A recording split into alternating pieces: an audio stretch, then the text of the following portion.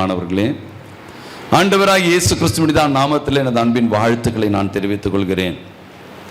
மீண்டுமாய் இந்த மாதத்துடைய கடைசி நாளிலே தெய்வ சமூகத்திலே நம்மை ஒன்று சேர்த்த என் தேவனுக்கு நான் நன்றி செலுத்த நான் கடமைப்பட்டவனாக இருக்கிறேன். தேவன் உங்களோடு பேசுகிற அந்த வார்த்தையானது எவ்வளவு நீங்கள் புரிந்து கொள்ளுகிறீர்கள், எவ்வளவு அந்த வார்த்தைகளுக்கு நீங்கள் கீழ்ப்படுகிறீர்கள், எந்த அளவு நீங்கள் உங்களை அர்ப்பணித்திருக்கிறீர்கள் என்பதை அடியேன் அறியேன். ஒன்றை நான் அறிந்திருக்கிறேன், இந்த கடைசி காலங்களிலே இந்த மாயான உலகத்திலே விழுந்து போகிறவர்களாக தான் நம்முடைய வாழ்க்கையினுடைய பயணம் அமைந்திருக்கிறது என்பதை நினைக்கும் பொழுது மிகவும் வருத்தப்பட வேண்டிய ஒரு காரியமாக இருக்கிறது. மாயான உலகம், நிலையற்ற ஒரு வாழ்வு. இப்படிப்பட்ட இந்த வாழ்க்கையிலே ஆண்டவருடைய பிரசன்னத்தை மாத்திரம் இழந்து விடாமல் நீங்கள் உங்களை காத்துக்கொள்வது அவசியம் என்பதை அறிந்து கொள்ளுங்க. கர்த்தருடைய வருகையின் காலங்களிலே இந்த நாளிலே ஏதோ ஒரு தேவைகளுக்காக மாத்திரம் வேண்டாம். அப்படி ஆராதிப்பது நீங்கள் தேவனை துன்புறுத்துவதற்கு ஈடாக காணப்படுகிறது. அழைப்பை முதலாவது உணருங்க. வேதம் அழகாய் சொல்லுகிறது, முதலாவது நீங்கள் தேவனுடைய நீதியும் அவருடைய ராஜ்யத்தையும் தேடுங்கள். இவைகளை தேடுகிற பட்சத்தில் எல்லாம் உங்களுக்கு கொடுக்கப்படும். இவைகளை தேடாமலே கிடைக்கிறது என்று சொன்னால் அது கிடைக்கும். அது தேவன் கொடுக்கிற ஆசீர்வாதமாய் அது அமையாது, அது காணப்படாது. தேவனுடைய ராஜ்யத்தையும் அவருடைய நீதியும் தேடி பின்பு தேவன் கொடுக்கிற அந்த ஆசீர்வாதங்களை அனுபவிக்கிற ஒரு மனிதனுடைய வாழ்வு என்பது மிகவும் சிறந்ததாக இருக்கும். அது ஆசீர்வாதம் உள்ளதாக இருக்கும்.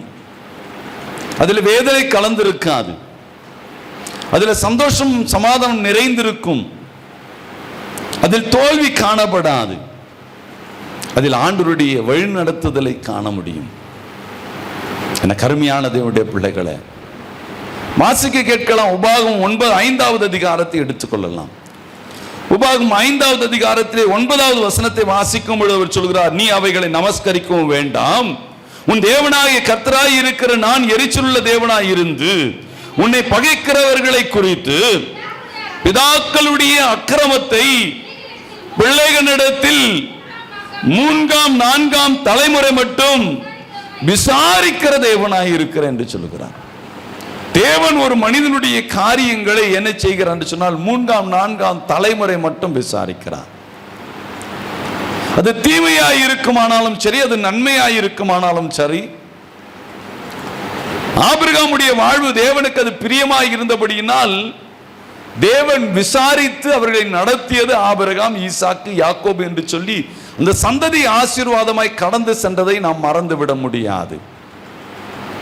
ஆசீர்வாதங்கள் மாத்திரமல்ல, நாம் செய்கிற தேவனுக்கு பிரியமில்லாத காரியங்களும் விசாரிக்கப்படுகிறது. ஒவ்வொன்றையும் ஆண்டவர் கணக்கில் வைத்து அதை விசாரிக்கிறவராய் இருக்கிறார் என்பதை உங்கள் நினைவில் கொள்ளுங்கள். நாம் இப்படி நினைப்பது இல்லை, அப்படி உணர்வது கிடையாது. தேவன் அதை விசாரிப்பார் என்கிற ஒரு எண்ணம் அற்றவர்களாக தான் நம்முடைய வாழ்வை நாம் நகர்த்துகிறோம். வாழ்க்கையில தேவைப்படும் பொழுது அழைத்தால் ஆண்டவர் வருவார் என்று நினைக்கிறோம்.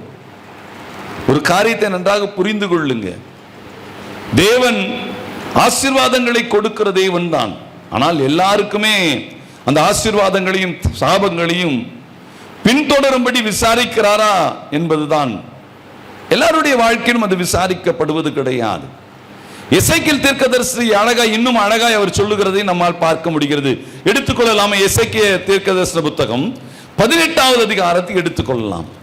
18வது அதிகாரத்தில் 20வது வசனத்தை வாசிக்கும் பொழுது அவர் சொல்லுகிறார், பாவம் செய்கிற ஆத்துமாவே சாகும், குமாரன் தகப்பனுடைய அக்கிரமத்தை சுமப்பது இல்லைங்க.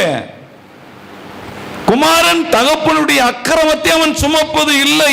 அவர் சொல்லுகிறார் அழகாக, அந்த சாபம் என்பது பின்தொடராது. சாபம் என்பது அந்த தகப்பனுடைய அக்கிரமம் பின் சுமராது. அது எப்படி ஆகும்? வேதத்தில் அழகாய் சொன்னார். தேவன் 3ஆம் 4ஆம் தலைமுறை மட்டும் விசாரிப்பேன் என்று சொன்ன தேவன் அந்த பாவத்தை, அந்த சாபத்தை, எப்படி அவர் தகப்பனுடைய பாவத்தை என் பிள்ளையின் மீது விசாரிக்க மாட்டாரா? நிச்சயமாய் விசாரிக்க மாட்டார். உதாரணத்துக்கு ஒரு மனிதனை குறித்து நாம் வேதத்திலே நாம் வாசிக்க பார்க்கலாம். அந்த மனிதன், அந்த குடும்பத்தினுடைய வாழ்வை குறித்து நாம் சற்று ஆராய்ந்து பார்க்க இருக்கிறோம். யார் இந்த மனிதன் என்று சொன்னால், இந்த மனிதன் ஒரு லேவி கோத்திரத்தான். யார் என்று சொன்னால் இந்த மனிதன் ஒரு லேவி கோத்திரத்தான். லேவி கோத்திரத்தான் யாக்கோபுடைய கொள்ளு பேரன் என்று வேத ஆராய்ச்சியாளர்கள் சொல்லுகிறார்கள். இவன் யார் என்று சொன்னால் யாக்கோபுக்கு கொள்ளு பேரனாய் இருக்கிறான். அது மாத்திரமல்ல, மோசேவுக்கும் ஆரோனுக்கும் உறவுக்காரனாய் அவன் காணப்படுகிறான். அவன் யார் என்று சொன்னால் அவன்தான் கோராக். கோராக் என்ன செய்தான்? கோராக்கை குறித்து நாம் வேதத்தில் நாம் பார்த்தோம் என்று சொன்னால் என்னாகும் 26வது அதிகாரத்தை எடுத்துக்கொள்ளுங்க. 26வது அதிகாரத்திலே 9வது வசனத்தினுடைய பிற்பகுதி, கர்த்தருக்கு விரோதமாக போராட்டம் பண்ணி கோராக்கின் கூட்டாளிகள் ஆகிய மோசேக்கும் ஆரோனுக்கும் விரோதமாக விவாதம் பண்ணினார்கள். பூமி தன்னுடைய வாயை திறந்து அவர்களையும் கோராக்கையும் விழுங்கினதினாலும் அக்னி 250 பேரை பட்சித்ததினாலும் அந்த கூட்டத்தார் சேர்த்து ஒரு அடையாளமாய் மாறினார்களாம். அந்த கோராக்குடைய அந்த சந்ததி என்ன செய்ய, அவருடைய குடும்பம் என்ன செய்கிறது என்று சொன்னால், அந்த குடும்பம் அவர்கள் எந்த உறவுகளிலே அவர்கள் வந்தாலும், அவர்கள் யாருடைய கொள்ளு பேரன்களாய் அவர்கள் காணப்பட்டாலும், அவருடைய வாழ்க்கையுடைய பயணத்திலே நீங்கள் நன்றாக கவனிப்பீர்கள் என்று சொன்னால், அவர்கள் ஒரு லேவி கோத்தர் தான். தேவனாலே தேவனுடைய பணி செய்வதற்காக தெரிந்து கொள்ளப்பட்டவர்கள், தேவனுடைய ஊழியம் செய்கிறவர்கள். இப்படி அவர்கள் ஊழியம் செய்கிறவர்களாகவே அவர்கள் காணப்பட்டாலும், மோசேவுக்கும் ஆரோனுக்கும் அவர்கள் விரோதமாய் அவர்கள் கூட்டம் கூடினபடினால், மோசேவுக்கும் விரோதமாய் ஆரோனுக்கு விரோதமாய் தேவன் பரிசுத்தமான ஒரு பாதையில் அவர்களை நடத்தி கொண்டிருக்கிற ஒரு பெரியதான அழைப்பு. தேவ சித்தம் அடிமைத்தனத்தில் இருக்கிறவர்களை மீட்டு எடுத்து தேவனை ஆராதிக்க வேண்டும் என்று சொல்லி அவர்களை வழிநடத்தி கொண்டிருக்கிற ஒரு பயணம். அது ஒரு பெரிய ஒரு ஆவிக்குரிய பயணம். அது இந்த பயணத்தில் நாங்கள் எங்களை கூட தான் ஆண்டவர் தெரிந்து கொண்டார். நாங்களும் லேவி கோத்திரத்தான் தான். ஆண்டவர் எங்களை தெரிந்து கொள்ளவில்லையா என்று சொல்லி மோசேக்கு விரோதமாய் அவர்கள் ஒரு கூட்டம் கூடி அவர்களுக்கு விரோதமாய் எழும்ப ஆரம்பித்தார்கள். அப்படி விரோதமாய் அவர்கள் எழும்பினபடிலாம் நடந்தது என்ன நடந்தது? பூமி தன்னுடைய வாயை திறந்து அவர்களை அழித்து போட்டது. சரியா, அவர்களை அழித்து போட்டது. ஆனால் துவக்கத்திலே நாம் வாசித்த அந்த வேத வசனத்திற்கும் இதற்கும் என்ன சம்பந்தம் என்று சொன்னால், அதே என்னாகமம் 26வது அதிகாரத்திலேயே 11வது வசனத்தை நீங்கள் வாசித்து பார்ப்பீர்கள் என்று சொன்னால், அவர் அழகாய் சொல்லுகிறார், கோராக்கின் குமாரர் சாகவில்லை. அல்லேலூயா. அவ்வளோ பெரிய ஒரு பாவம் செய்யறாங்க. மோசேக்கு விரோதமாய் பரிசுத்த ஒரு பயணம், ஆண்டவருடைய அழைப்பை பெற்று ஆண்டவரால் தெரிந்து கொள்ள ஒரு மனிதனுக்கு விரோதமாய் எழும்பின ஒரு கூட்டம். ஆண்டவருடைய தண்டனையும் அவர்கள் பெற்றுக் கொள்ளுகிறார்கள். ஆண்டவருடைய தண்டனையும் அவர்கள் பெற்றாலும் வேதம் சொல்லுகிறவருடைய பிள்ளைகளை ஆண்டவர் என்ன செய்யவில்லையா? அழிக்கவில்லை. அவர்கள் சாகவில்லையா? அவ்வளோ பேர் அழிந்தார்கள். ஏன் அவருடைய பிள்ளைகளை மாத்திரம் சாகவில்லை என்று சொன்னால், அவர்கள் அவருடைய தகப்பன் செய்த அந்த பாவ வழியிலே அவர்கள் தங்களை இணைத்துக் கொள்ளவில்லை. ஆராய்ச்சியாளர்கள் சொல்லுகிறது அதுதான். அவர்களுடைய தகப்பன் செய்ததை போல மோசேக்கும் ஆரோனுக்கு விரோதமாய் அவர்கள் எழும்பவில்லையாம். இன்னுமாய் நீங்கள் பார்ப்பென்று சொன்னால், சங்கீதத்திலே நீங்கள் வாசித்து பார்ப்பென்று சொன்னால், அவர்கள் அநேக தேவனுடைய காரியங்களை அவர்கள் செய்திருக்கிறார்கள். அநேக தேவனுடைய காரியங்களிலே தன்னை இணைத்திருக்கிறார்கள். அவர்கள் 78வது சங்கீதங்களின் புஸ்தகம், 89வது சங்கீதங்களின் புஸ்தகம், 72வது சங்கீதங்களின் புஸ்தகம், 62வது சங்கீதம் புஸ்தகம் என்று சொல்லி தாவீதுக்கு அடுத்தபடியாய் அநேக சங்கீதங்களை எழுதியதும் அவர்கள்தான். கோராக்குடைய புத்திரர்கள், நீங்கள் அந்த சங்கீதத்தை வாசிப்பதற்கு மேலாகவே போட்டிருக்கும், கோராக்குடைய புத்திரர்கள் எழுதியது. கோராக்குடைய புத்திரர்கள் இந்த எழுதியது என்று சொல்லி, யார் அவர்கள் சொன்னால் ஏதுத்தீம், எதான் என்று சொல்லி இப்படி கோராக்குடைய புத்திரர்கள் இருந்தார்கள். இவர்கள் எல்லாம் அதை பின்பற்றவில்லை. அப்போ அநேக பாடல்களை பாடி ஆண்டவரை அவர்கள் மகிமைப்படுத்தி இருக்கிறார்கள். அப்படி என்று சொன்னால் இந்த சாபங்கள் நம்முடைய வாழ்க்கையிலே பின்தொடரக்கூடாது என்று சொன்னால் அழைப்பின் பாதையில நிற்க வேண்டும். அதுதான் ரொம்ப அவசியம். சாபம் 3ஆம் 4ஆம் தலைமுறை மட்டும் விசாரிக்கிற தேவன் என் தகப்பனுடைய பாவம், என் தாயினுடைய சந்ததியுடைய பாவங்கள், இவைகளெல்லாம் என்னுடைய வாழ்க்கையில பின்தொடர்தான் செய்கிறது, உண்மைதான். ஆனால் எசேக்கியேல் தீர்க்கதரிசி மூலமாய் சொல்றார், தகப்பனுடைய அக்கிரமம் பிள்ளையின் மீது சுமத்தப்படுவது இல்லை என்று சொல்லி. ஏன் அப்படி சுமத்தப்படுவது இல்லை என்று சொல்லுகிறார் என்று சொன்னால், கோராக்குடைய புத்தருடைய வாழ்க்கையிலே நிகழ்ந்த காரியங்கள் தான். அநேக சங்கீதங்களை அவர்கள் எழுதி பாடல்களை பாடி இருக்கிறார்கள், தேவனை மகிமைப்படுத்தி இருக்கிறார். அந்த சந்ததியிலே தீர்க்கதரிசிகள் வந்திருக்கிறார்கள் என்று சொல்லப்படுகிறது. அப்படி அழைப்பிலே முழு கவனத்தை செலுத்தி அழைப்பின் பாதையை விட்டு விலகாமல் தங்களை தற்காத்து கொண்டார்கள். நம்முடைய முன்னோர்கள் என்ன பாவம் செய்தார்கள் நமக்கு தெரியாது. நம்முடைய பெற்றோர்கள் செய்த பாவங்கள் நமக்கு தெரியாது. நம்முடைய தலைமுறை என்ன பாவம் செய்தது நமக்கு தெரியாது. இந்த பாவங்கள் எவ்வளவு அதிகமாக இருக்கிறது என்று தெரியாது. இப்படிப்பட்ட காலங்களிலே என் வாழ்க்கையில் இருக்கிற தடைகள், என் வாழ்க்கையில் இருக்கிற போராட்டங்கள், என் வாழ்க்கையில் இருக்கிற பலவீனத்திற்கு காரணம் பாவம் இருக்குமோ அப்படி என்று சொல்லி சில சமயங்களிலே சந்தேகப்படுவது உண்டு, கவலைப்படுவது உண்டு. ஆனால் நீங்கள் ஒரு காரியத்தை அறிந்து கொள்ளுங்க, கோராக்குடைய புத்திரர்களுடைய வாழ்க்கையிலே ஆண்டவருடைய வாழ்க்கையிலே அவருடைய தகப்பன் செய்த பாவத்தை அவருடைய புத்திரர்கள் பெற்றுக்கொள்ள முடியாதபடி தேவனை எப்படி அவர்கள் மகிமைப்படுத்தினார்களோ, எப்படி தேவனுடைய பணியில தங்களை இணைத்துக் கொண்டார்களோ, அப்படி நாமும் தேவன் நம்மை அழைத்த காரியங்களிலே நம்மை இணைத்துக் கொண்டு நாம் பயணம் செய்வோமானால் நம்முடைய வாழ்க்கையிலும் அந்த சாபங்கள் நம்முடைய பிள்ளைகளையோ நம்முடைய சந்ததியோ அது பின்தொடராது என்பதுதான் உண்மை. ஏனென்று சொன்னால் கோராக்குடைய புத்திரர்கள் தேவனை மகிமைப்படுத்தி இருக்கிற காரியங்களை நாம் அறிந்து கொள்ள முடிகிறது. தேவன் அவர்களை மகிமைப்படுத்தி இருக்கிறார். என கருமையான தேவனுடைய பிள்ளைகளே, இதை அறிந்து கொண்டு தேவனுடைய சித்தத்தின்படி வாழ்வை ஒப்பு கொடுத்து பாவங்கள் பின்தொடராதபடி நம்முடைய வாழ்வை காத்துக்கொள்ள வேண்டியது அவசியம்.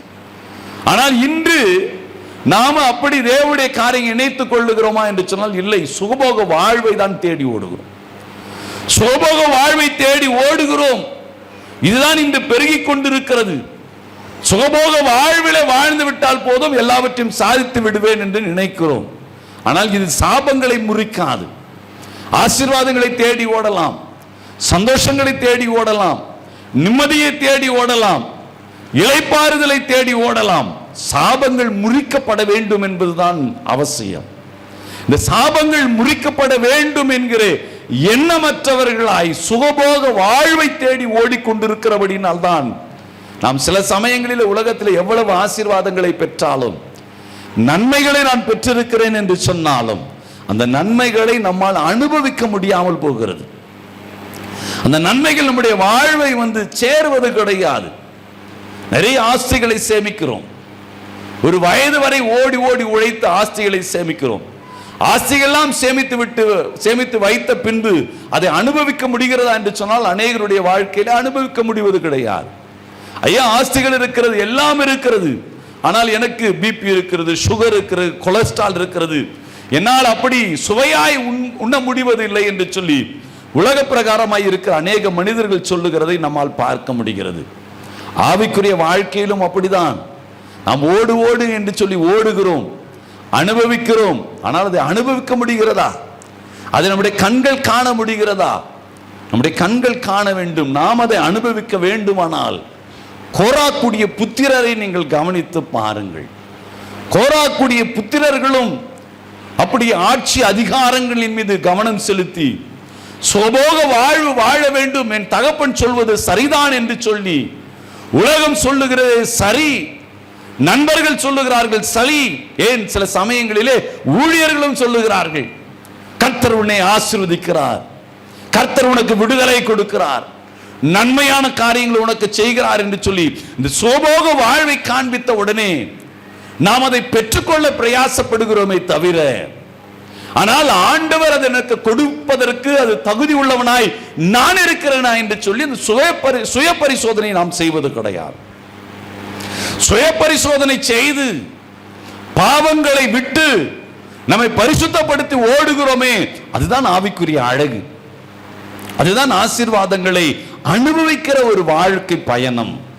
எனக்கு அருமையான தேவனுடைய பிள்ளைகளே, அறிந்து கொள்ளுங்க, ஆசீர்வாதம் என்கிற போர்வையிலே சுகபோக வாழ்வு என்று தேடி ஓடி விடுகிறோம். ஆனால் அது நம்முடைய வாழ்க்கையை தடுமாற்றத்திலே தள்ளி விடுகிறது. ஆனால் நல்ல போராட்டம் என்று சொல்லி கேட்பதற்கு நல்ல போராட்டம் என்று நினைக்கிறோம். ஆனால் அதில் பாடுகள் பவுலுடைய வாழ்க்கையில் நிறைந்திருந்தது. பாடுகள் நிறைந்திருந்தபடியினால் தான் அவன் வாழ்க்கையில எத்தனையோ சபைகளுக்கு விரோதமாக எழும்பிய அந்த பாவ சாபங்கள், தேவனுடைய பிள்ளைகளுக்கு விரோதமாக எழும்பிய அந்த பாவ சாபங்கள் அவன் வாழ்க்கையிலே பின்தொடரவில்லை என்பதை நீங்கள் மறந்துவிட வேண்டாம்.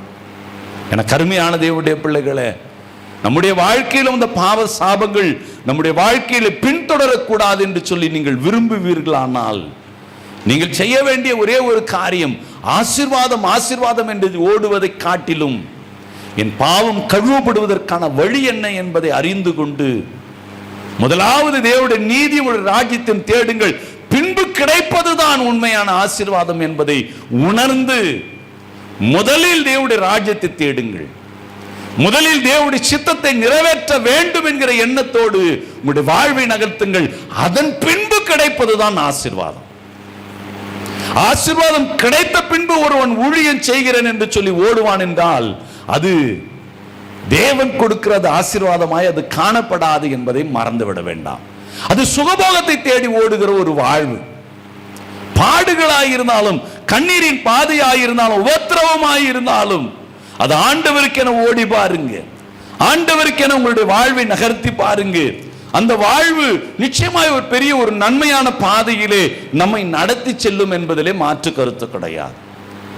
ஆனால் ஏசியா தீர்க்கதரிசி சொல்கிறார், என்னுடைய தழும்புகளால் நீங்கள் குணமானீர்கள் என்று சொல்கிறார். என் தழும்புகளால் குணமானீர் என்ற உடனே ஒரு சுகப்படுத்துகிற ஒரு காரியம் அப்படி நினைக்கிறோம். ஆனால் அது பின்பு இருக்கிற அந்த தழும்புகளை நினைத்து பார்த்தோமா? அந்த தழும்புகளால் தான் எனக்கு குணம். இந்த குணத்திற்கு முன்பு, இந்த சுகத்திற்கு முன்பு, இந்த விடுதலைக்கு முன்பு ஒரு தழும்பு உள்ளது. தழும்பு என்று சொன்னால் என்ன? தழும்பு என்று சொன்னால் உடனே நாம நினைக்கிறது தழும்பு தானே, ஓகே, ஊழியம் தானே, பாடுகள் தானே, ஓகே, கஷ்டப்படுகிறதானே, ஓகே என்று சொல்லுகிறோம். ஆனா தழும்பு என்பது ஒரு காயம், ரணமாகி பின்புதான் அது தழும்பாகிறது. நன்றாக சிந்தித்து பாருங்கள். ஒரு காயப்பட்ட உடனே அது ரணமாகிறது என்று சொன்னால் அது எப்படிப்பட்டது? அடிபட்டது ஒரு தழும்பாய் மாற வேண்டுமானால் அது எவ்வளவு பெரிய ஒரு காயமாய் அது காணப்படும், எவ்வளவு பெரிய ஒரு அடியாய் அது இருக்கும். அது தழும்பாய் மாற வேண்டுமானால் அப்படி மாறியபடினால் தான் விடுதலை. இன்னைக்கு காயங்கள் இல்லை, தழும்புகள் இல்லை, நம்முடைய வாழ்க்கையில காயம் இல்லை, தழும்பும் இல்லை, ரணமும் இல்லை. இந்த ரணத்தையும் பார்க்காம, காயத்தையும் பார்க்காம உடனே ஒரு சுகம் கிடைக்கணும் நான் ஜெபிச்சா, உடனே ஒரு அற்புதம் நடக்கணும், ஒரு ஆத்மாக்கள் அறுவடை ஆகணும் நாம நினைக்கிறோம் பாருங்க. அது எவ்வளவு முட்டாள்தனமான காரியம். யோசித்து பாருங்க. தழும்புகளுக்கு பின்புதான் ஒரு சுகம் இருக்கிறது, பாடுகளுக்கு பின்புதான் ஒரு ஆசீர்வாதம் இருக்கிறது, இல்லையா? ஆனால் பாடுகள் அனுபவிக்க நமக்கு விருப்பம் அல்ல. ஆண்டவருக்கென பாடுகள் அனுபவிக்கிற ஒரு கூட்டங்கள் இன்று குறைவு. ஆண்டவருக்காக துன்பப்படுகிற கூட்டங்கள் குறைவு. தேவனுடைய ராஜ்யத்தை கட்டுவதற்காக பல காரியங்களை இழந்து போகிறவர்கள் மிகவும் குறைவு. இதுதான் வருத்தப்பட வேண்டிய ஒரு காரியம். எனக்கு அருமையான தேவனுடைய பிள்ளைகளே, உங்களை நீங்களே சுய பரிசோதனை செய்து பாருங்கள். சுய பரிசோதனை செய்து நான் எத்தனை காயங்களை நான் அடைந்திருக்கிறேன், அந்த காயங்கள் எத்தனை ரணமாக மாறி இருக்கிறது, அந்த ரணம் தழும்பாய் இருக்கிறதா, மாறாத வடுவாய் இருக்கும். சிலருக்கு பார்த்திருப்போம் இல்லையே, தழும்புகள் இருக்கும். எங்க நேற்றைக்கு முந்தைய நாள் ஒரு தம்பியை நான் பார்த்தேன். அவனுடைய கரங்கள் எல்லாம் ஒரு தழும்புகளாய் இருந்தது. என்ன என்று சொல்லி கேட்டேன். அண்ணே, இப்படி ஒரு விபத்து நிகழ்ந்தது, இதன் மூலமாய் நடந்த ஒரு காரியம் என்று சொன்னான். அது எப்படி நடந்தது என்று சொல்லி அவனிடம் விசாரிக்கும் பொழுது சொன்னான், இவ்வளவு காயங்கள் ஏற்பட்டது, எவ்வளவு அடி, எவ்வளவு துடிப்பு, எவ்வளவு கண்ணீர், எத்தனையோ நாட்கள் உறக்கமில்லை. அந்த வழியினாலே மருத்துவமனையிலே எவ்வளவு பணங்களை செலவழித்தேன், எவ்வளவு நாட்கள் அது சுகம் பெறுவதற்கு. பின்பு அது தழும்பாய் மாறிவிட்டது என்று சொன்னார். என கருமையான தேவனுடைய பிள்ளைகளே, அப்படி அந்த தழும்புகளை நாம் பெற்றுக்கொள்வதற்கு எத்தனை நாட்கள் உறக்கத்தை நாம் இழந்திருக்கிறோம், எத்தனை நாட்கள் சந்தோஷத்தை நாம் இழந்திருக்கிறோம், எத்தனை நாட்கள் ஆசீர்வாதங்களை நாம் இழந்திருக்கிறோம். நினைத்து பாருங்க. இல்லை, ஒரு நாள் இழப்போமானால், ஒரு நாள் சந்தோஷம் இழந்து போவேனானால், அடுத்த நாள் ஊழியத்தை நாம் நிறுத்தி விடுவோம், ஜெபிக்கிறதை நிறுத்திடுவோம், வேதம் வாசிக்கிறதை நிறுத்திடுவோம். நன்றாக சிந்தித்து பாருங்களே. இன்னைக்கு நம்முடைய வாழ்க்கையுடைய பயணத்தில் நிறைய நன்மைகளை நாம் இழப்பதற்கு அதுதான் காரணமாக இருக்கிறது. எனக்கு அருமையான தேவனுடைய பிள்ளைகளே, உங்களை நீங்களே சுய பரிசோதனை செய்து பார்த்து ஆண்டவருடைய கரங்களிலே உங்களை ஒப்புக்கொடுங்கள். உண்மையாகவே தேவன் நல்லவராயிருக்கிறார். அப்படி சாபங்களை அவர் முறிக்க விரும்புகிறார். ஆண்டவருக்கு என்ன கொஞ்சம் ஒழியும், ஆண்டவருக்கு என கோராக்குடைய புத்தருடைய வாழ்க்கையிலே அவருடைய தகப்பன அவருடைய குடும்பங்கள் எல்லாம் என்ன செய்தான்? வேதம் சொல்லுகிறது, பூமி தன்னுடைய வாயை பிளந்து அவர்கள் எல்லாம் அதில் விழுந்து போனார்களாம். மோசேவுக்கு விரோதமாய், ஆரோனுக்கு விரோதமாய் கூட்டம் கூடினார்கள். யார் அவர்கள்? யார் அவர்கள்? லேவி கோத்திரத்தார், தேவனாலே தெரிந்து கொள்ளப்பட்டவர்கள். யார் அவர்கள்? யாக்கோபுடைய சந்ததி. அது யாக்கோபுடைய சந்ததி என்று வேதத்திலே நாம் பார்க்கிறோம். யாக்கோபுடைய கொள்ளு பேரன் என்று சொல்லி பார்க்கிறோம். அவர்கள் மோசேவுக்கும் ஆரோனுக்கும் உறவினர்கள். அவர்கள் எழும்பினார்கள் இல்லையா? இன்னைக்கு அழைப்பு பெற்றவர்கள் தான் அப்படி எழும்பி, நல்லா சத்தியம் தெரியும், நல்லா ஊழியத்தை பத்தி தெரியும், எல்லாம் நல்லா தெரியும், இவன் தான் செய்வான் அந்த வேலையை. புதிதாய் வருகிறவர்கள் அப்படி செய்ய மாட்டார்கள், சத்தியத்தை தெரிந்தவன் தான் செய்வான். அதுதான் அங்க நடந்தது. கோராக்குடைய புத்திரர்கள் அதை தான் செய்தார்கள். ஆனாலும் கோராக்குடைய பிள்ளைகள் சாகவில்லை என்று சொல்லி 11வது வசனத்திலே நாம் வாசித்தோம். ஏன் ஆண்டவர் அவர்களை மட்டும் சாகடிக்கவில்லை? அவர்களுக்கு மட்டும் ஏன் ஜீவனை கொடுத்தார்? அவர்கள் அநேக சங்கீதங்களை எழுதினார்கள். தாவீதுக்கு அடுத்தபடியாய் நிறைய சங்கீதங்கள், 11 சங்கீதமோ இனி எழுதப்பட்டது என்று சொல்லி வேதத்திலே பார்க்கிறோமா? அவ்வளவு சங்கீதங்களை அவர்கள் எழுதியிருக்கிறார்கள். சங்கீதங்களை எழுதினார்கள். அவருடைய சந்ததியிலே தீர்க்கதரிசிகள் எழும்பினார்கள். என கருமையான தேவனுடைய பிள்ளைகளே, அவர்கள் தகப்பனுடைய வழியை அவர்கள் பின்பற்றவில்லை. அதுதான் காரணம். ஆண்டவருக்கு என தகப்பனாய் இருந்தாலும், என் உறவாய் இருந்தாலும், ஊழியராய் இருந்தாலும், உலகமாய் இருந்தாலும் அந்த சுகபோகம் வேண்டாம், அந்த தேவனுக்கு பிரியமில்லாதது வேண்டாம், என் அழைப்புக்கு விரோதமாய் இருப்பது வேண்டாம் என்பதிலே உறுதியாய் நின்றபடினால் கர்த்தரை மகிமைப்படுத்துவதற்காக அவர்கள் தெரிந்து கொள்ளப்பட்டார்கள். சாபம் முறிகிறது, தேவனை ஆராதிக்கிற வாழ்வு கிடைக்கிறது. கர்த்தர் அவர்களை உயர்த்தினார்.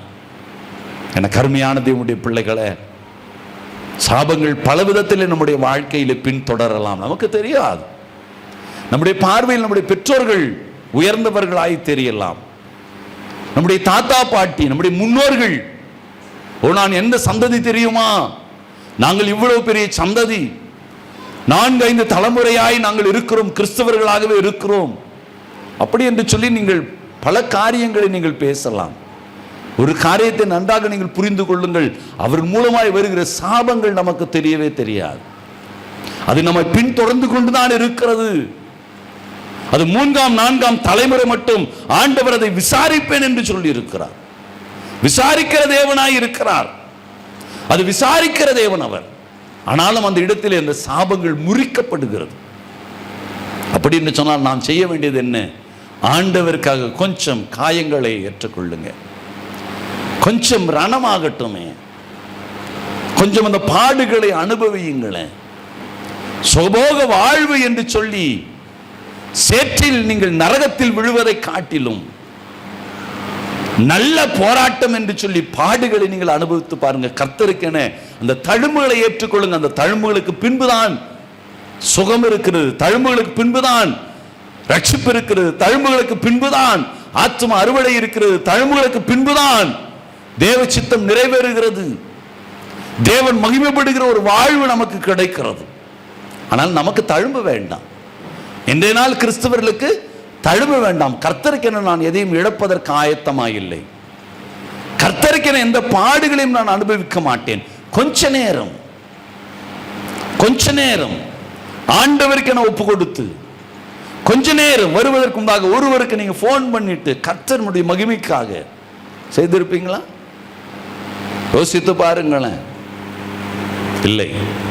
ஆண்டவர் ஒரு பெரிய ஒரு பொக்கிஷத்தை வைத்திருக்கிறார் என்று சொன்னார். தகுதியோடு வந்தோமா? யோசித்து பாருங்களே. போன வாரம் என்ன செய்தி கேட்டேன்னு தெரியாது. அந்த செய்தியை கேட்டு அதை உணர்ந்திருந்தால் தானே, அதை 6 நாட்களும் நான் தியானித்து இருந்தால் தானே. ஏதோ கோயிலுக்கு போன கையை தட்டுற கூட்டத்தை போல நானும் கையை தட்டி விட்டு வந்து விட்டேன். எப்படிங்க சாபெல்லாம் மாறும்? உல்லாசமாய் நீ வாழலாம், சுகபோகமாய் நீ வாழலாம். தீமோத்தேயு அழகாய் சொல்லுகிறார். அப்போஸ்தலன் பவுல் தீமோத்தேயுக்கு எழுதும்போது சொல்லுகிறார், சுகபோகமாய் வாழ்கிறவன் உயிரோட செத்தவன், செத்த பணத்துக்கு ஈடு. நாம சுகத்தை தேடி, இன்பங்களை தேடி, உல்லாசத்தை தேடி, ஆசீர்வாதங்களை மட்டும் தேடி ஓடுவீர்களானால் நீங்கள் பிணத்திற்கு சமம் என்று அப்போஸ்தலனாகிய பவுல் சொல்லுகிறார்.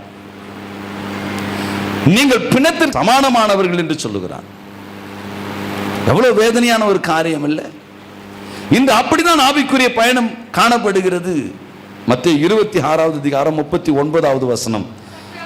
சற்று அப்புறம் போய் முகங்குப்புற விழுந்து, என் பிதாவே, இந்த பாத்திரம் என்னை விட்டு நீங்க கூடுமானால் நீங்கபடி செய்யும். ஆகிலும் என்னுடைய சித்தம்படி அல்ல, உம்முடைய சித்தத்தின்படி ஆக கடவுள். பாருங்க, ஆண்டவராய் இயேசு கிறிஸ்து பாடுகளை அனுபவிப்பதற்கு மனமுகந்து தன்னை அர்ப்பணிக்கிறார். அந்த பாடுகள், ஆண்டவரே உங்களுக்கு சித்தமாய் நான் என்னை ஒப்பு கொடுக்கிறேன். பாடுகளுக்கு ஒப்பு கொடுத்தபடியினால்தான்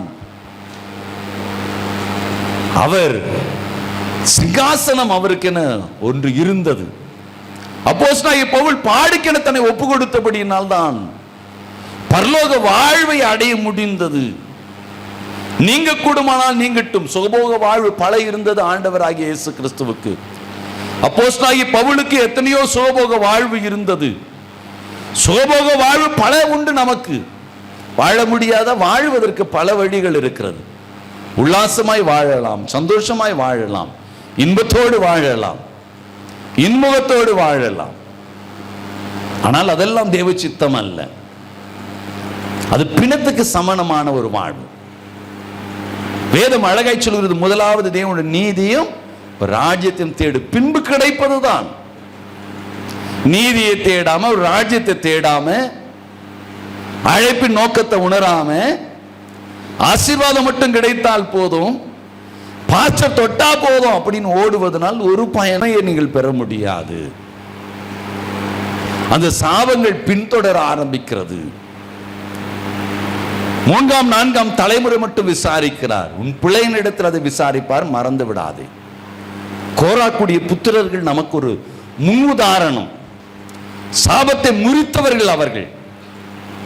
எப்படிப்பட்ட சாபம்! ஆண்டவருக்கு கோராக்கு மீதும் அவனை சார்ந்தவர்கள் மீதும் காணப்பட்ட கோபம் பெரிதளவில் இருந்தது.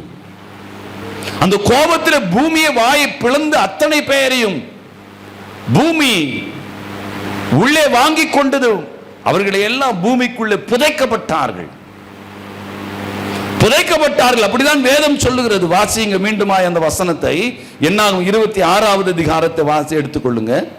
என்னாகும் 26வது அதிகாரத்திலே அந்த வசனத்தை மீண்டுமா நம்ம வாசிக்கலாம்.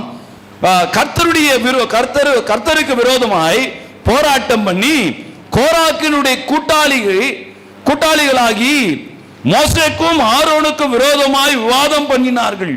பூமி தன் வாயை திறந்து அவர்களையும் கோராக்கையும் விழுங்கினதினாலும் அக்கினி 250 பேரை பட்சித்ததினாலும் அந்த கூட்டத்தார் செத்து ஒரு அடையாளமாய் மாறினார்களாம்.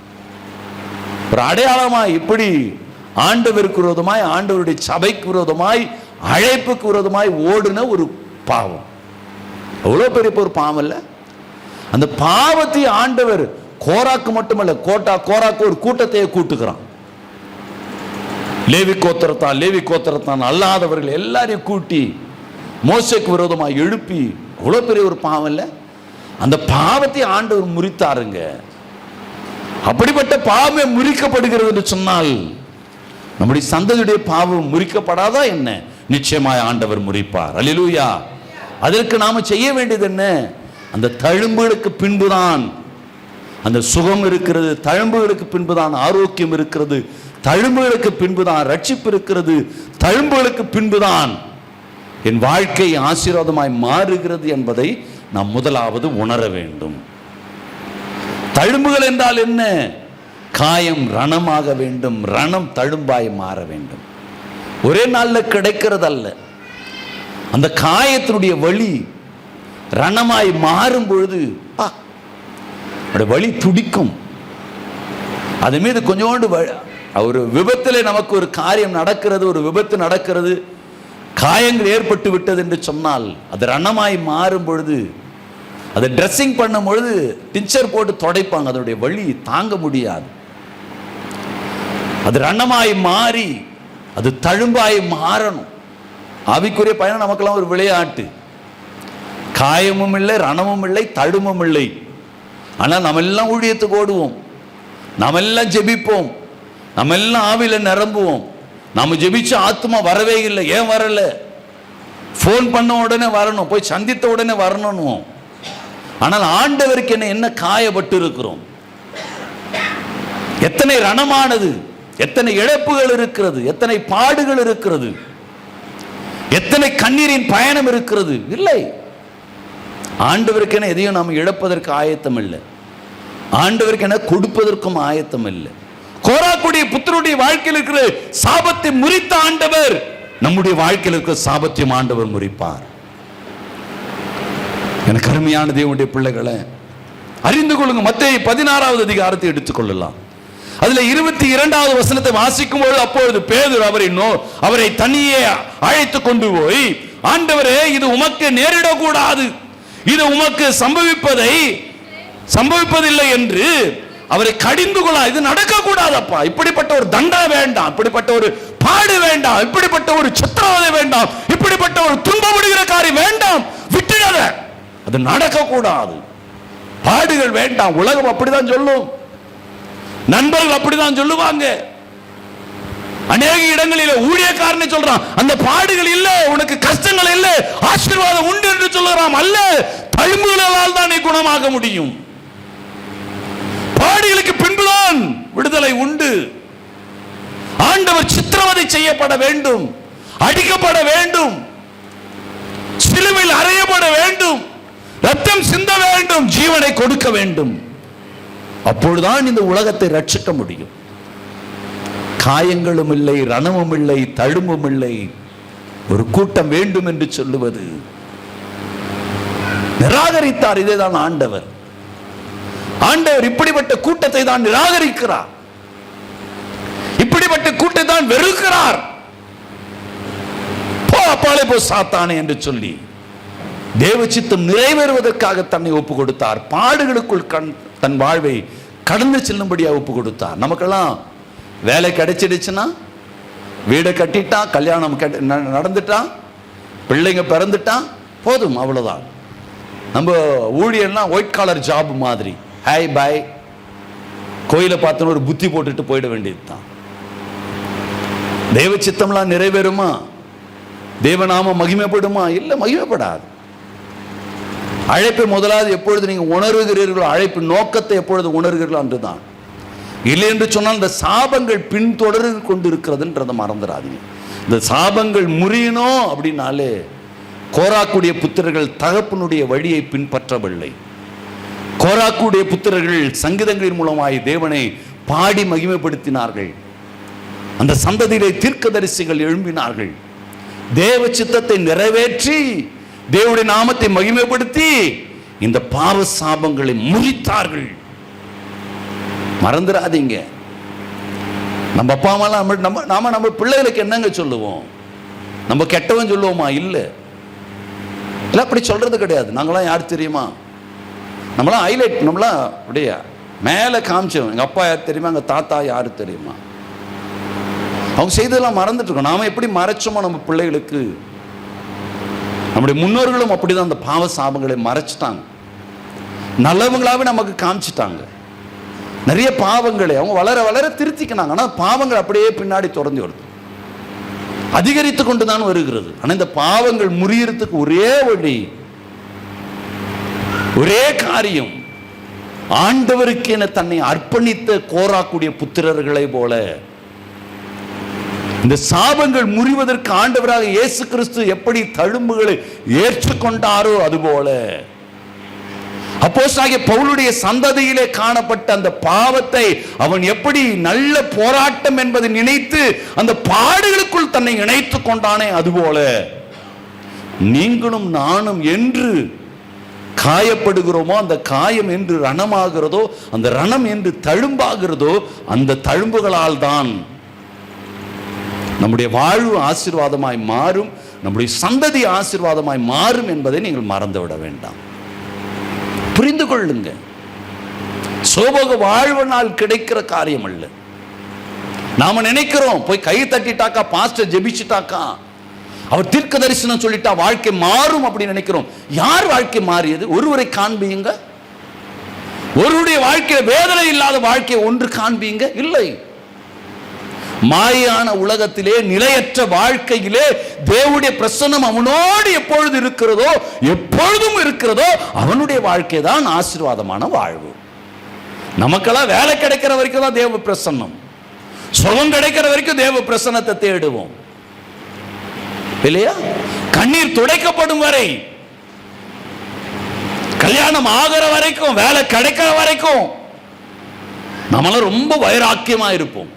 பின்பு சற்று உங்க மனசாட்சியில கையை வைத்து யோசித்து பாருங்க. டோட்டல் கட்டு. சிலருடைய வாழ்க்கையில பாதியாய் குறைஞ்சு போச்சு. சிலருடைய வாழ்க்கையில பட்டும் படாம நானும் இருக்கிறேன் பார். அதெல்லாம் காயமும் இல்லை, அது ரணமும் இல்லை. அந்த வாழ்க்கையினால அது தழும்பும் உண்டாகல. அதனால ஒரு மேன்மையும் ஒரு ஆசீர்வாதமும் இல்லை என்பதை நீங்கள் மறந்து விட வேண்டாம். இந்த ஆசீர்வாதங்கள் வேண்டுமானால் நீங்கள் காயப்பட வேண்டியது, ரணமாக வேண்டியது, அது தழும்பாக வேண்டியது, கர்த்தருக்கென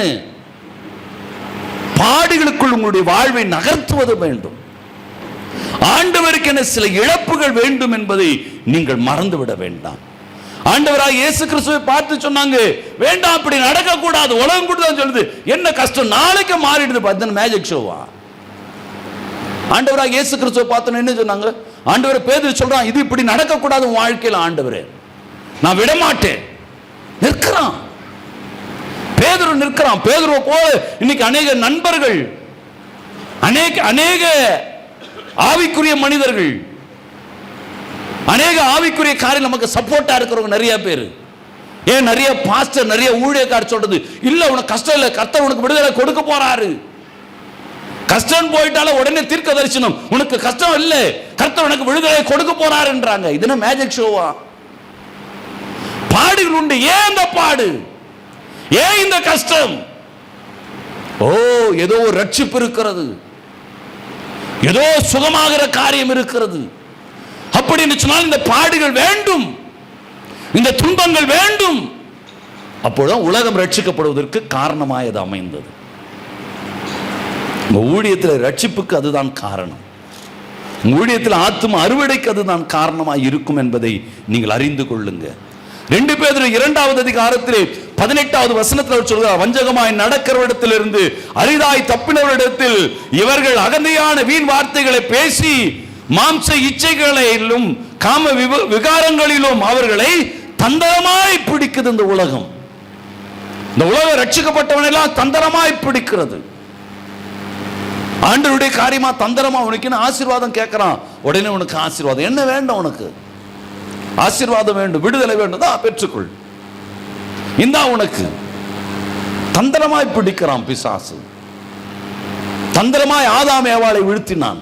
பார்வைக்கு ஓ நீ கேட்கறது என்ன புத்தி தெரிவிக்கும், இச்சிக்கப்படக்கூடிய காரியம் எல்லாமே கிடைக்குது, கம்ஃபர்டபுளா இருக்குது, எல்லாமே எனக்கு பொருத்தமா இருக்குது, நான் நினைச்ச மாதிரியே கர்த்தர் கொடுத்துட்டார்.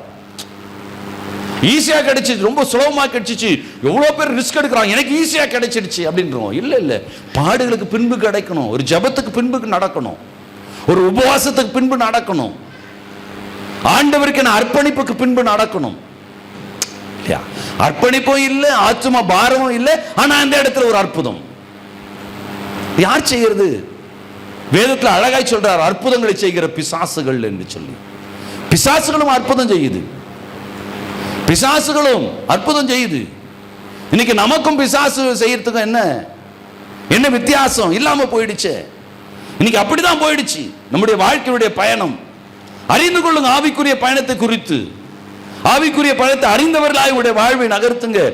அதுதான் உபாகம் 13வது அதிகாரத்திலே 6வது வசனத்தில் அவர் அழகாய் சொல்லுகிற காரியம். 6வது வசனத்தில் அவர் சொல்லுகிறார், உன் தாய்க்கு பிறந்த உன் சகோதரன் ஆகிலும், உன் குமாரன் ஆகிலும், உன் குமாரத்தி ஆகிலும், உன் மார்பில் உள்ள உன்னுடைய மனைவி ஆகிலும், உன் பிராணனை போல இருக்கிற உன் சிநேகிதன் ஆகிலும் உன்னை நோக்கி நாம் போய் வேற தேவர்களை சேவிப்போம் வாருங்கள் என்று சொல்லி யாரு சொன்னாலும் அழைப்பில் இருக்குதான் பாரு. உன் மனைவியா இருக்கட்டும், நண்பனா இருக்கட்டும், யாராயிருந்தாலும் அழைப்பு குகந்தவர்களாக இருக்கிறாங்களான்னு பாருங்க. என் அழைப்புக்கு அது சரியான பாருங்க. என்னையா பாடு இல்லாம பாச்ச தொட்டா நடக்குதுன்றாங்க. என் குணம் மாறல, என் சிந்தனை மாறல, என் உள்ளத்தை நான் ஒப்பு கொடுக்கல, ஆனா அற்புதம் சொல்றாங்களே, எப்படி அது சாத்தியம்? என் பேரை சொல்லி தீர்க்க தரிசனம் சொல்றாங்களே, ஆவியானவர் தான் சொல்றாரா? கொஞ்சமாவது யோசிங்க. நாம யோசிக்கிறது இல்ல. சொல்லிட்டார் ஆண்டவர், கையை தட்டிட்டு போயிடுவோம்.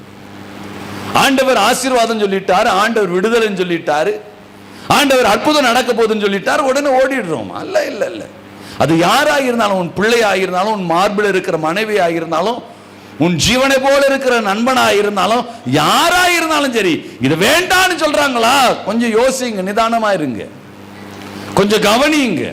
இது சத்தியத்துக்கு உகந்ததான்னு பாருங்க, அழைப்புக்கு உகந்ததான்னு பாருங்க. என்னையா இப்படி நடக்குதுன்னு சொல்றாரு, எப்படி அது நடக்கும்? காயமும் இல்லை, ரணமும் இல்லை, தழும்பும் இல்லை, ஆனா விடுதலைன்றாங்களே எப்படி? ஆனா வேதம் சொல்லுகிறது, தழும்பு ஆனாதான் உனக்கு சுகம் சொல்றாரு. அந்த தழும்பு இல்லைனாக்க எனக்கு சுகம் இல்லைன்னு சொல்லுது வேதம். கொஞ்சமாவது நாம சிந்திக்கணும். நமக்கு என்ன, இன்னைக்கு சோம்பேறிகளாவே போயிட்டோம். அரசாங்கம் இலவசம் இலவசம் கொடுக்குதுன்னு சொல்லிட்டு எல்லாமே இலவசமாய் நிறைய பேர் வேலைக்கு போறதில்லை.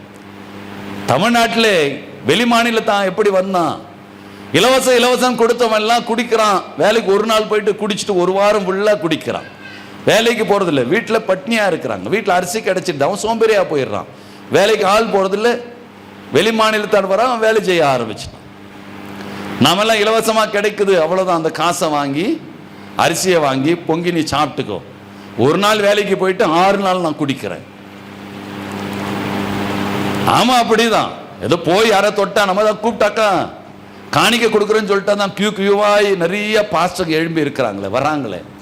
பாஸ்டர்லாம் குறை சொல்லல, ஆத்தும பாரம் இல்லாதவர்களை சொல்லுகிறேன்.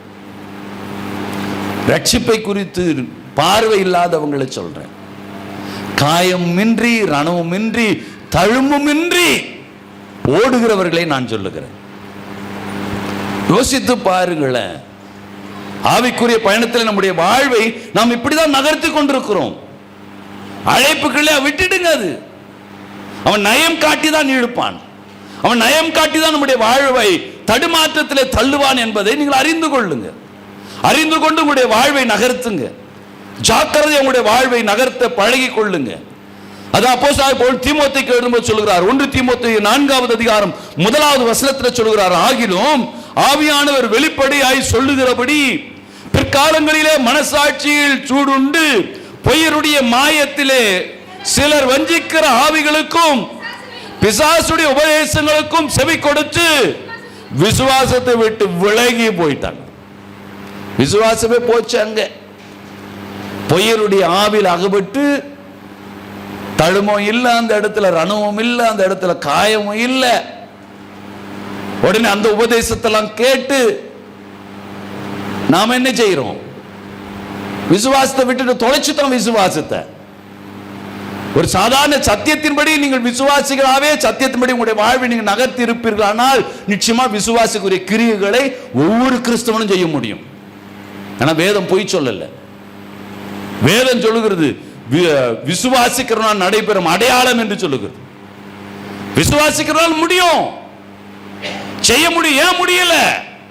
விசுவாசி வஞ்சிக்கிற ஆவிகளிலே தன்னை இணைத்துக் கொண்டான். விசுவாசி என்ன செய்தான்? தன் வாழ்வை தடுமாற்றத்தில் தள்ளிவிட்டான். வஞ்சிக்கிற ஆவிகளுக்கும் பிசாசுடைய உபதேசங்களுக்கும் செவி கொடுத்து விட்டான். விசுவாசத்தை தொலைச்சிட்டான். அப்படிதான் தீமோத்தேயுக்கு பவுல் சொல்றான். பவுல் சொல்ற காரியம் அதுதான். தீமோத்தேயுக்கு விட்டுட்டாங்க. விசுவாசியாவே இருந்திருந்தா, ஒழுங்கா போற சபையில ஒழுங்கா போயிருந்தா பரவாயில்ல. இவன் வஞ்சிக்கிற ஆவியுடைய சத்தத்தை கேட்டான். இவன் யூடியூபை பார்த்து ஓடுறவன். இவன் வாழ்க்கையில் எப்படி இருக்கும்? பாடுபடுறவனு இருக்க மாட்டான், நல்லது கெட்டது தோல் கொடுக்கிறவனு இருக்க மாட்டான்.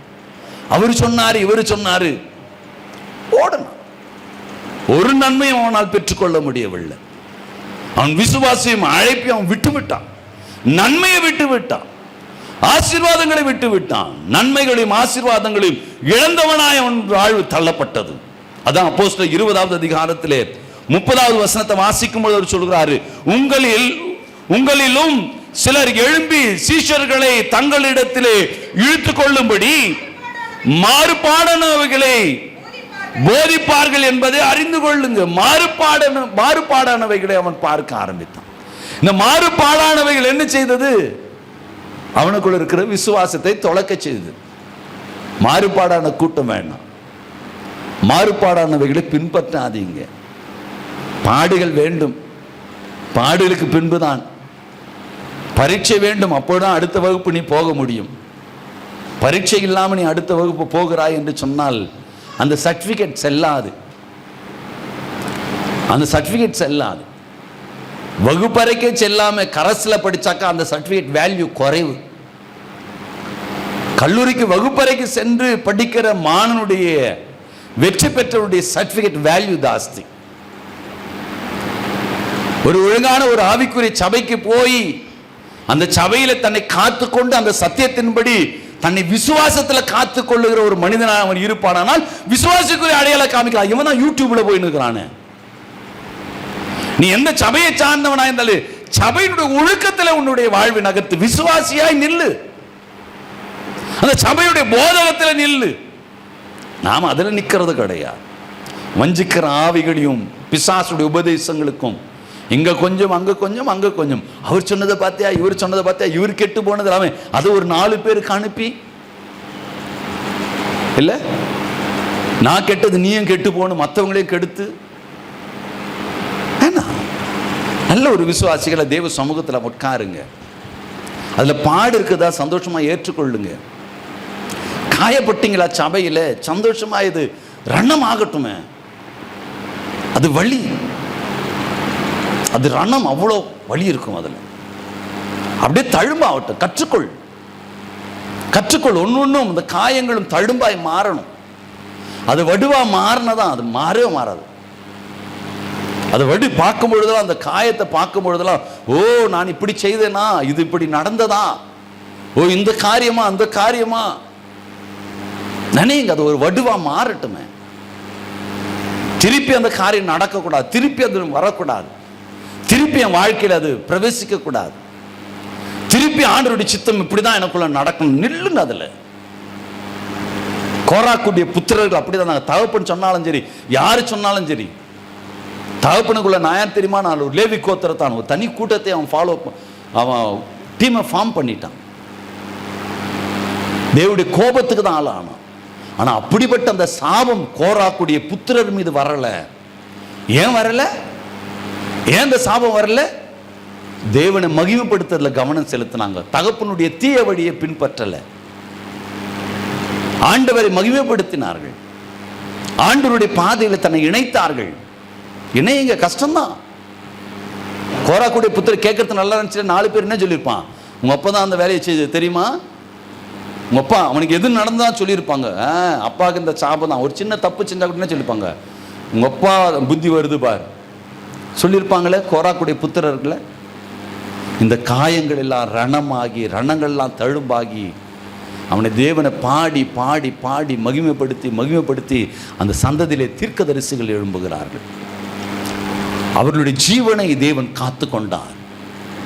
வாழ்க்கையில் மரணம் வரல, சாபம் பின்தொடரல. கருமையான தேவனுடைய பிள்ளைகளை அறிந்து கொள்ளுங்க. ஆவிக்குரிய பயணம் நல்ல போராட்டம். அது ஆவிக்குரிய பயணம் உல்லாசமாக போகிறது இல்லைங்க. நாம் நினைக்கிறோம் ஜாலியாக போகிறது ஆவிக்குரிய பயணம், ஜாலியாக போகலாம்.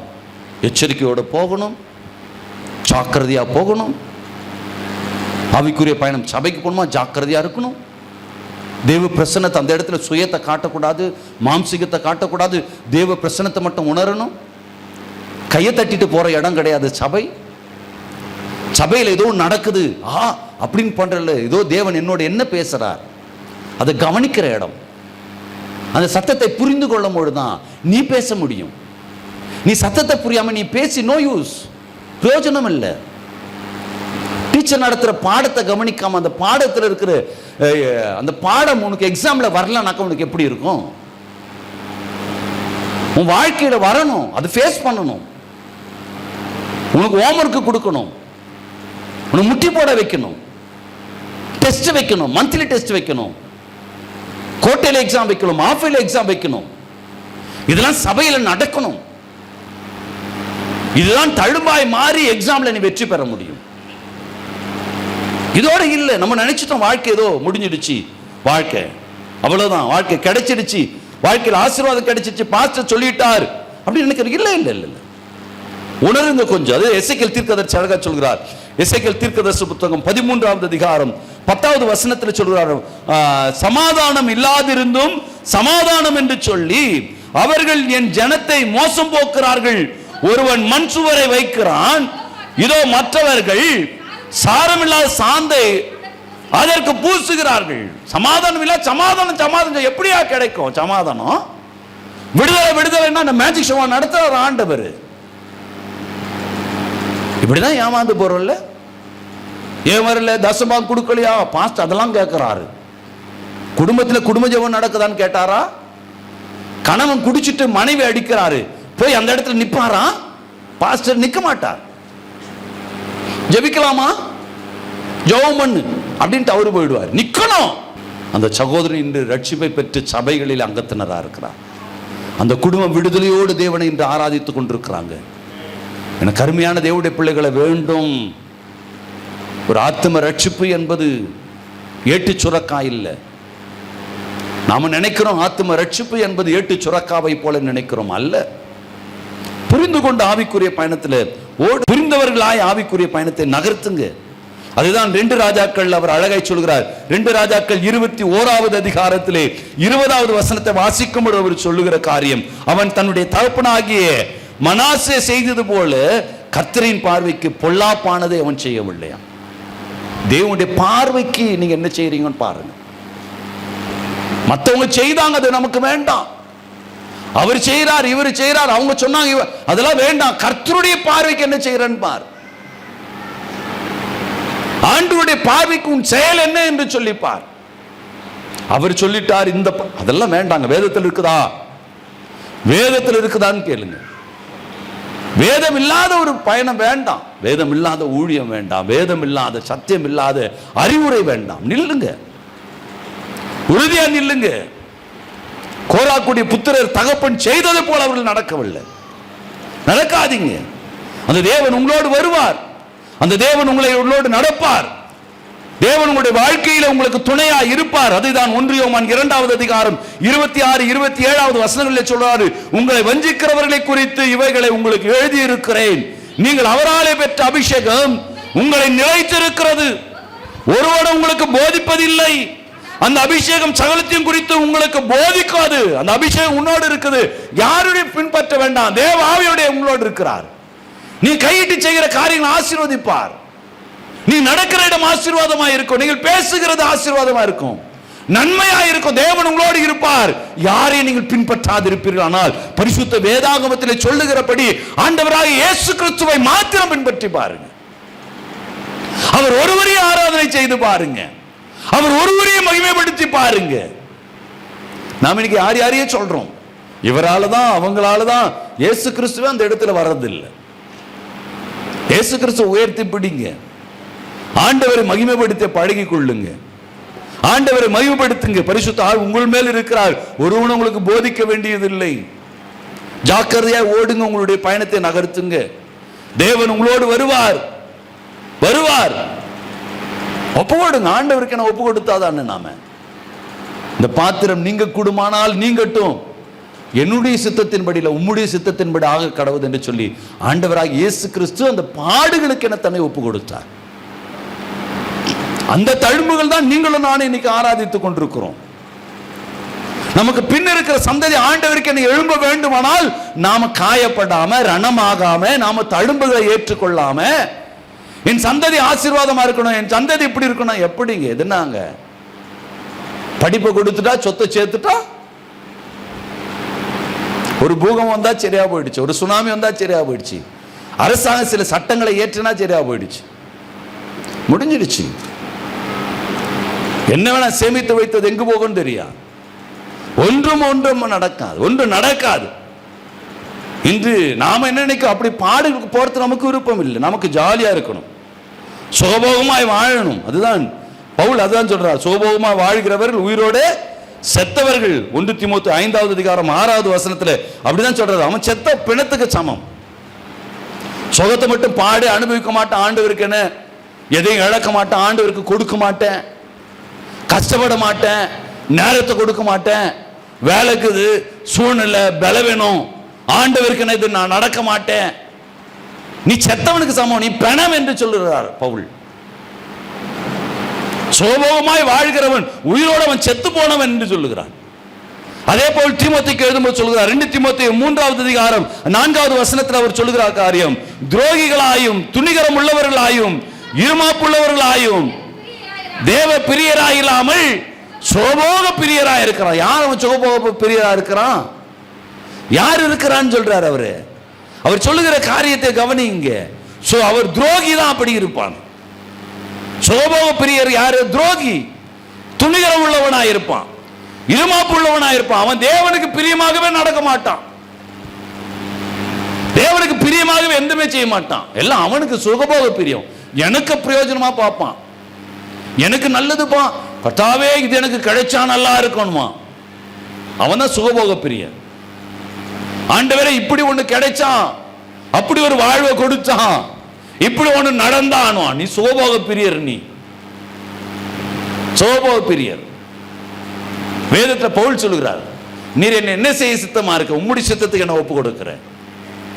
ஆண்டவராக இயேசு கிறிஸ்து அப்படிதான் ஒப்பு கொடுக்கிறார். சாமுவேல் சொல்லும்படி என்ன சொன்னாலும் கேட்கறன்னு ஒப்பு கொடுத்தான். நான் இப்படி வாழணும், தீர்க்கதரிசிக்கு ஆரம்பி வைக்கல. நாம தான் இன்னைக்கு ஒரு லிஸ்ட் போட்டு கொடுக்குறோம் ஆண்டவருக்கு. எனக்கு இதுதான் வேணும், நான் இப்படிதான் நடப்பேன், எனக்கு இப்படி கொடுத்தாதான் ஆண்டவரே. அதுக்கு ஒரு ஃபாஸ்டிங், நமக்கு அதுக்கு 4 ஊழியக்காரர் ஜெபிக்கிறாங்க. 4 ஊழியக்காரர் தேவ சித்தமானே பார்க்கலாம். அவன் ஜெபிக்க ஆரம்பிக்கிறான். பாடுகளுக்கு போன் கத்து கொடுக்கிற ஆள் இல்ல, கஷ்டப்படியா எக்ஸாம் எழுதியா டெஸ்ட் எழுதியான்னு சொல்ற ஆசிரியர் இல்ல, ஹோம்வொர்க் கொடுக்கிற ஆசிரியர் இல்ல, அப்படிப்பட்ட மேய்ப்பர்கள் என்று இல்லை. இன்னைக்கு விடுதலை முகாம் இல்லையா, ஆசீர்வாத முகாம், குடும்ப ஆசீர்வாதம், வாலிப முகாம், என்னென்னவோ நடக்குது. கர்த்தருக்கு என்ன கொஞ்சம் பாடு, கொஞ்சம் ஆண்டவருக்கு என்ன இந்த பாடுக்கு நீ போய் ஆகணும் அப்படின்னு பிள்ளைகளுக்கு கூட நம்ம கற்றுக் கொடுக்கறது இல்லை. இன்னைக்கு பிள்ளைகளுக்கு என்ன பிடிக்குமோ அதுதான், என் பிள்ளைக்கு அது பிடிக்காது. எல்லாம் அந்த காலங்களில் சாப்பாடு எப்படி கொடுத்தாங்க, துவர்ப்பு கசப்பு இல்லையா, இனிப்பு எல்லாத்தையும் சேர்த்து அந்த அறுசுவை உணவுகளை கொடுத்தாங்க. இன்னைக்கு அம்மாவுக்கு பிடிச்சது தான் பிள்ளை சாப்பிடுது. பாஸ்டருக்கு என்ன தெரியுமோ அதுதான் விசுவாசிக்கு தெரியும். வேதத்தில் இருக்கிறதெல்லாம் கற்றுக் கொடுக்கறது இல்லை, பாஸ்டருக்கு என்ன தெரியும் அதுதான். அவ்வளோ வேதனை இல்லை ஆவிக்குரிய பயணத்தில். சுகபோக வாழ்வுங்கிறது தான். அப்படி தேவனை அழைக்கல அந்த ராஜ்யம் கட்டுறதுக்கு, இங்க பில்டிங் கட்டுறதுக்கு இல்லை, தேவ சித்தம் நிறைவேறுவதற்கு. புரிந்து கொள்ளுங்க ஆவிக்குரிய பயணத்தை குறித்து. பாடுகளுக்குள்ள கொஞ்சம் போங்க, பாடுபட்டு ஆகணும். இந்த இடத்துல பாஸ்டர் உங்களில் ஒருவனாய் இருக்கிறபடினால் என்னன்னு தெரியல, இல்லை அதிகமாக கற்றுக்கொண்டதாலையா, தெரியல. தேவன் அறிவார். கருமையான தேவனுடைய பிள்ளைகளை, சுகம் வேணும், சாபம் மாறணும்னாக்கா தழும்புகளுக்கு பின்பு தான், இல்லைன்னா முடியாது. இது கடைசி காலம். அதுதான் பவுல் அழகாய் சொன்னார். 2 தீமோத்தேயு 3வது அதிகாரம் 4வது வசனத்தில் சொல்கிறாரு, இது சுகபோக பிரியருமாய் நாம் இருக்கிறோம். இன்னைக்கு இது சுகபோக பிரியராய் நாம் இருக்கிறோம். சுகபோக பிரியராக இருக்கிறோம். ஏன் சுகபோக பிரியராக இருக்கிறோம்? இது கடைசி காலம், தேவனுடைய வருகையின் காலம். தேவனுடைய வருகையின் காலங்களாக இருக்கிறது. வருகையின் காலமாக இருக்கிறபடினால்தான் நம்முடைய வாழ்வு இப்படிதான் இருக்குது. தேவ சித்தம் நிறைவேற வேண்டும் என்கிற சிந்தனை இல்லை. நம்ம பிணத்துக்கு சமானமானவர்களாய் மாறிவிடுகிறோம். கோராக்கு புத்திரரை பாருங்க, முன்னால வைத்து உங்களுடைய வாழ்வை நகர்த்துங்க. இந்த சாவு வராதபடி, அழிவு, தேவனுடைய கோபம் அவர் மீது இறங்காதபடி அவர்கள் தங்களுடைய வாழ்வை தற்காத்து கொண்டார்கள். ஆவிக்குரிய பயணம் அப்படிதாங்க, சவால் நிறைந்தது. சும்மா இல்லை. நீங்களாம் கதையை கேட்டுட்டு வீட்டில் போயிட்டு கொரட்டை விட்டு தூங்குறது இல்லை. ஆவிக்குரிய பயணம் சவால் நிறைந்தது, எச்சரிக்கையோடு ஓடுறது. உலகத்தில் எல்லாரும் போல உலகத்துக்கே சவால் விடுற ஒரு பயணம் இது. தெரியுமா உங்களுக்கு? நீங்கள் ஒவ்வொருவரும் பெற்று அபிஷேகம் பெற்றிருக்கிறியா, அழைப்பு பெற்றிருக்கிறியா, ஊழியம் செய்கிறியா, ஜெபிக்கிறியா, வேதத்தை வாசிக்கிறியா, ஒரு நல்ல ஒரு ஆவிக்குரிய சபையில் இருக்கிறியா, இது சவால் நிறைந்த பயணத்தில் உன்னை இணைத்து இருக்கிறன்றதை மறந்துடாத. சவால் நிறைந்த ஒரு வாழ்க்கை இது.